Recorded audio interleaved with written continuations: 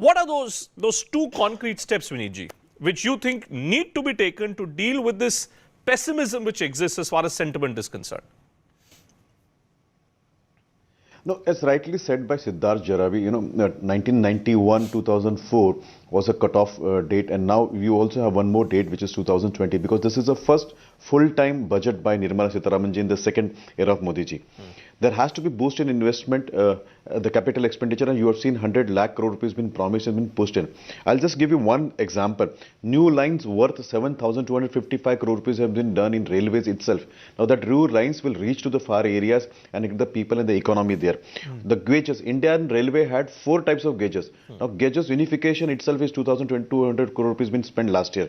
Now if you see the rolling stocks which are short, the goods were not been transported because there were no rolling stocks, no coaches, no bogies. Almost around 6,114 crore rupees have been spent last year.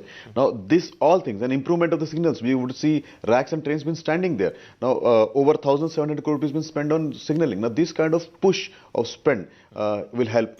There were very structural changes like GST, demonetization, and you would agree that the number of people who migrated from informal to formal economy, the number of taxpayers which we saw in the yesterday years and now has increased. So whenever you do this kind of very bold reforms, you do see some kind of hurdles. Nobody is denying the challenges which you are seeing. There are international pressures. US-China trade war creates pressure. Brexit also created some kind of pressure on the economy.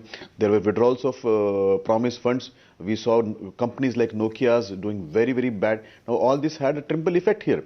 But at the same time, the push in the infrastructure spend, the amount which has been spent on the road, the amount which has been spent on the Prime Minister Awas Yojana, I think that all will benefit, and this year looks to be the best year.